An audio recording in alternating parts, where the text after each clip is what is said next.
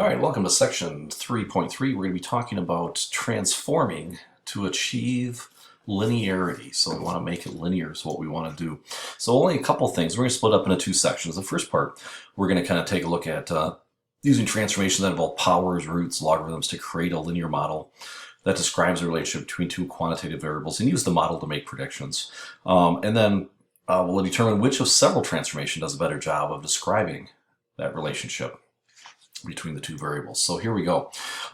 As we can tell here, we're looking at some data. There's a graph here of income per person and life expectancy, and you see some different plots there as we're kind of looking at here. Now the color of each circle indicates the geographic region. So green is the Americas, that yellow looks like it's Europe and Russia, red is Asia Pacific, and then blue is Africa. Now the size of each circle is based on the population of the country. Bigger circles indicate larger populations. So kind of an interesting graph that we're looking at right there. Okay, so the relationship between life expectancy and income is not linear. You can kind of see we have kind of a curved trend here, nonlinear. Certainly looks like it. So what we can do is we can straighten it out using logarithms. We can make it linear is what we can do. All right, and so what we can do is we can take the log of the income, and notice that what happens is it makes it linear, okay, which allows us to use regression to predict some different things that are going on here, okay? So again, if we do that, kind of straightens out the graph is what happens. All right, so applying a function such as a logarithm or even a square root to a quantitative variable is called transforming the data. We're going to transform data amounts to change the scale of measurement when we collected it, so it gives us a little bit better graph to work with. All right, so let's say we had a power model and we had y equals a times x raised to some power p. It could be squared, cubed, whatever it is. All right, now we can transform the values of the explanatory variable x by raising them to the p power and then graph those points. Okay, so if it's raised to the second power, we take the x value and square it. If it's the third power, we cube it. And what will happen is that'll end up making it linear. Okay, so let's take a look at this example. So we're in charge of organizing a fishing tournament, and prize given for the heaviest Atlantic Ocean rockfish caught. And you know that many of the fish caught during the tournament will be measured and released. So you're also aware that using delicate scales to try to weigh a fish and flopping around a moving boat, probably not going to be the most accurate. And it'd be much easier to measure the length, pretty easy to measure the length of there, especially with larger fish that we're dealing with, 500-pound fish. Yeah, it's going to be tough to weigh those. It would be easy to measure the length as we're around there. So what we need to do is a way to convert the length to its width, or length to its weight. You can contact nearby marine research laboratory, and it provides reference data on the length and weight of Atlantic Ocean rockfish. So here's the scatter plot of the data. Note it's curved. Okay, so we're like, all right, yeah, we can't really use our regression models. We want to make sure it's linear. So what we've done is what we can do is we can take this and cube the x variable. So weight versus x, which is going to be our length cubed. Okay.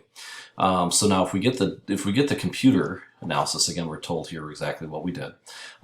We get the computer printout here. We're looking at again, this is our slope, this is our y-intercept, here's our standard deviation and r squared.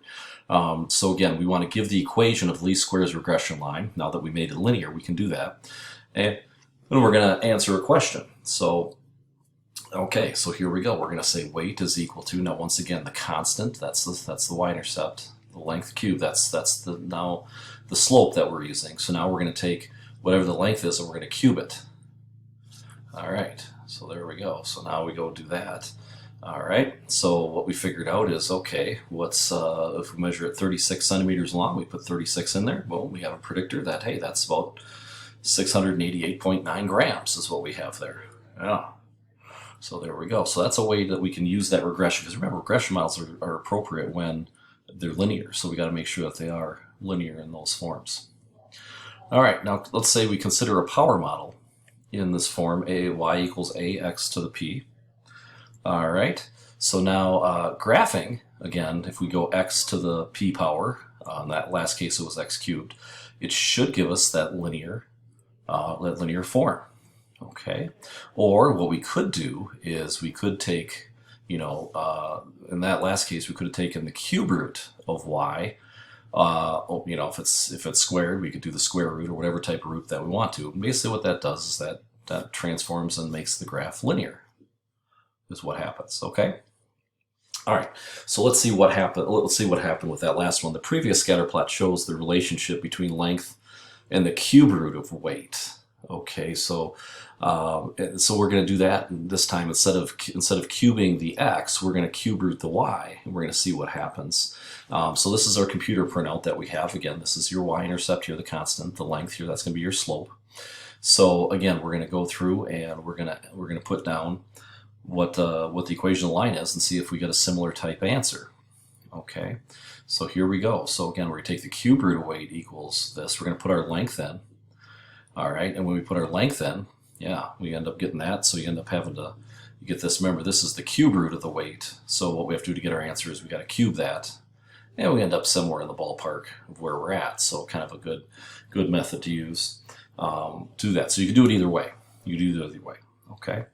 All right, now remember, to achieve linearity, make it linear, when working with a power model, you can transform the data by two ways. You can take the x-coordinates, okay, the explanatory variable, to whatever power it is, okay, so if it's cube, we'll raise those to the cube.